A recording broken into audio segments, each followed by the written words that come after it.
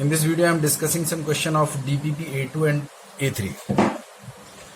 So DPP A2, question number 7, 1 upon sin की power 6x plus cos की power 6x. So this is 1 upon AQ plus BQ, है ना? You have to find the maximum and minimum value of this expression. AQ plus BQ can be written as A plus B का whole cube minus 3AB A plus B. तो यहाँ पे देखो AQ plus BQ, तो A square plus B square मतलब A plus B का whole cube, तो sine square x plus cos square x का क्यूब, तो वो तो 1 ही हो गया, minus 3AB A plus B, ये फिर से 1 हो गया. तो जो एक्सप्रेशन आ रहा है 1 upon 1 minus 3 sine square cos square x, अब ये साइन 2x में कन्वर्ट हो जाएगा, तो 1 upon 1 minus 3/4 sine square 2x. अब इस एक्सप्रेशन का तुम्हें मैक्सिमम और मिनिमम वैल्यू निकालना है. तो एक तरीका तो ये है कि जैसे तुम्हें पता है कि साइन स्क्वायर 2x 0 से 1 जाएगा, फिर इसमें 3/4 से मल्टीप्लाई करो, है ना, फिर इसमें 1 ऐड करो, फिर इसका रेसिप्रोकल करो, ऐसे भी जा सकते हैं. बाकी इसमें देखो साइन स्क्वायर 2x का मैक्सिमम वैल्यू कितना होगा 1, तो जब यहाँ पे 1 रखेंगे, इसका मैक्सिमम वैल्यू रखेंगे, तो ये जितना ज्यादा माइनस होगा तो ये मिनिमम होगा, ये मिनिमम होगा तो पूरा ओवरऑल मैक्सिमम होगा. तो जब 1 रखेंगे तो देखो यहाँ पे वैल्यू मैक्सिमम वैल्यू 4 आ जाएगा, जब इसमें 0 रखेंगे तो इसका मिनिमम वैल्यू 1 आ जाएगा.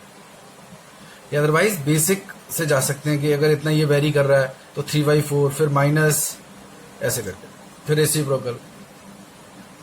अच्छा, next 9 number question, tan of x plus 100 is equal to tan of x plus 50 tan of x minus 15 to tan x. इस क्वेश्चन में you have to find the maximum, you have to find the minimum value of x, least positive angle ये निकालना है. x जो x है वो positive angle है. अब इस क्वेश्चन में क्या है कि थोड़ी सी कैलकुलेशन है टेक्नोमेट्री वाली.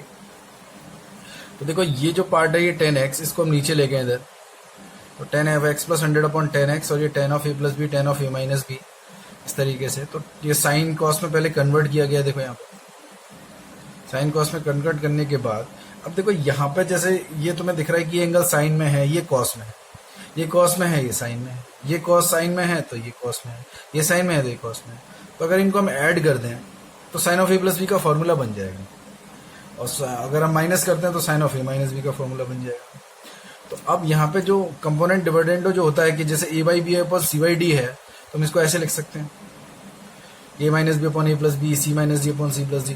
तो वही कंसेप्ट यूज कर रहे हैं यहाँ पर. तो सी एन डी लगाएंगे कंपोनेंट डिविडेंडो, तो देखो यहाँ पे कितना हो जाएगा, डायरेक्ट लिखा है मैंने, बाकी तुम देख सकते हो.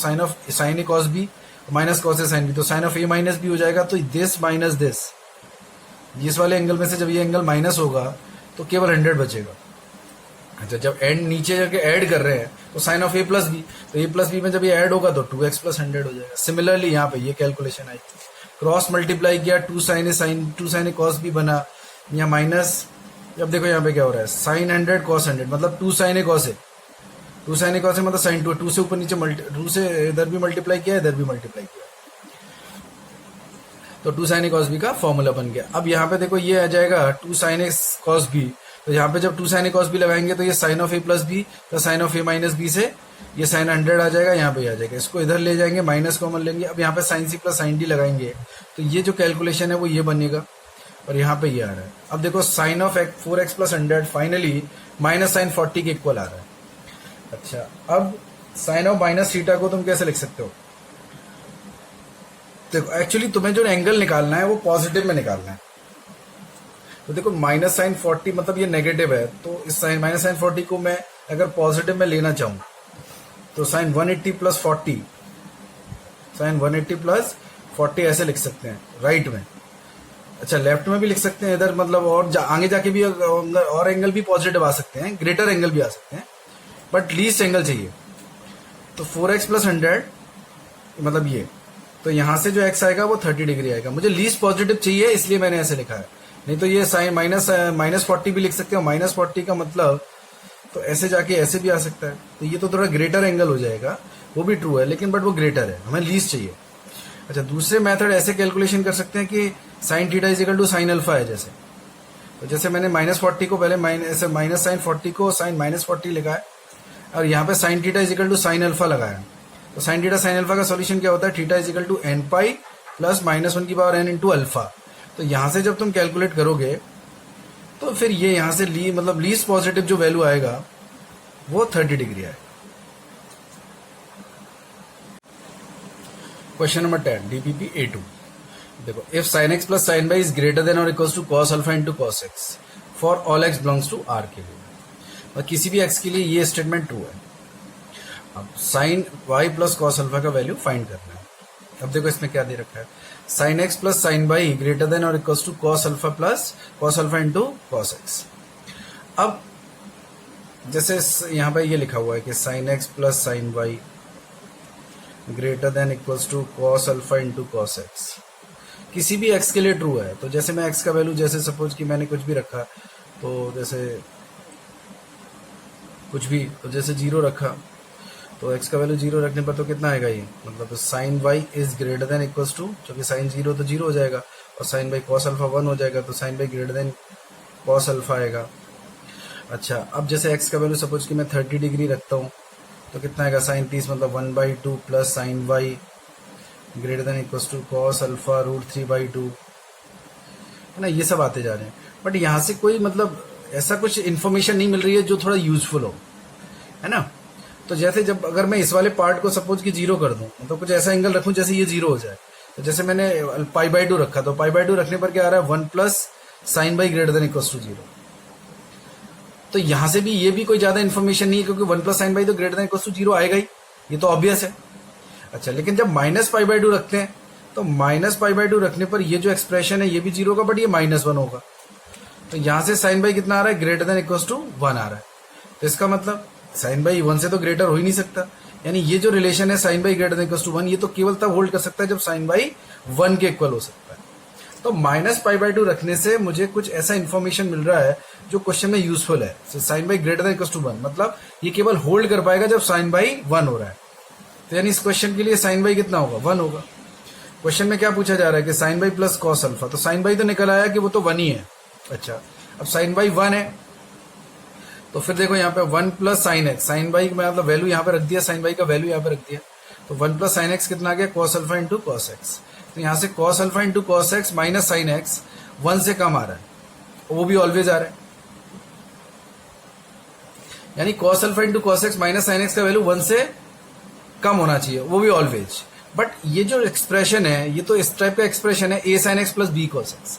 अब a sin x plus b cos x का जो मिनिमम वैल्यू है वो ये है, मैक्सिमम वैल्यू ये है, तो ये इससे ऑलवेज कम है। ये जो एक्सप्रेशन है इससे ऑलवेज कम होना चाहिए, मींस इसकी जो मैक्सिमम वैल्यू है वो भी इससे कम होना चाहिए। तो इसका जो मैक्सिमम वैल्यू है वो तो ये आ रहा है 1 plus cos square alpha under root of a square plus b square. अब फिर से ये रिलेशन तो सिर्फ इक्वालिटी होल्ड कर सकता है, यानी 1 प्लस कॉस स्क्वायर अल्फा का अंडर रूट लिखा है, तो ये तो 1 से कम ही नहीं हो सकता, ये तो 1 हो सकता है। तो ये रिलेशन भी इक्वालिटी होल्ड करेगा, इक्वालिटी होल्ड करेगा, तो वहां से आ रहा है कॉस अल्फा 0, मतलब sine y plus cos alpha का वैल्यू कितना हो जाएगा, कॉस अल्फा 0 है और साइन बाई का वैल्यू 1 है। यहां से sine y plus cos alpha आ जाएगा 1। थोड़ा सा अच्छा क्वेश्चन है, मतलब कहां से कुछ ऐसा वैल्यू, मतलब ऑलवेज ट्रू स्टेटमेंट है, तो क्या वैल्यू रखने पर यूजफुल रिलेशन मिल रहा है। अच्छा, अगला next 9 number DPP A3, maximum of 1 minus x square mod of x minus 1 less than 1 sorry. अच्छा, अब देखो यहाँ पे क्या है कि 1 माइनस एक्स स्क्वायर एक फंक्शन है और मॉड ऑफ x माइनस 1 एक फंक्शन है। जब भी कोई इस टाइप का क्वेश्चन आ रहा है जिसमें मैक्सिमम या फिर मिनिमम लिखा हुआ है यहाँ पे, तो देखो यहाँ पे क्या है कि इस दोनों के ग्राफ बनाओ। जैसे 1 माइनस एक्स स्क्वायर का देखो ग्राफ ये आ रहा है और मॉड ऑफ x माइनस 1 का ग्राफ ये आ रहा है। अब एक्चुअली मुझे क्या सिलेक्ट करना है इसमें से, जो मैक्सिमम वाला पार्ट है, कौन सा ग्राफ कौन सा फंक्शन सबसे ग्रेटर है। बट जैसे जैसे एक्स वेरी कर रहा है तो मैक्सिमम कौन दे रहा है, तो मैक्सिमम तो ये है। इस पर्टिकुलर एक्स पे अगर मैं बात करूं तो ज्यादा वैल्यू तो इस फंक्शन का आ रहा है, तो ये वाला जो मैक्सिमम पोर्शन है वो ये है।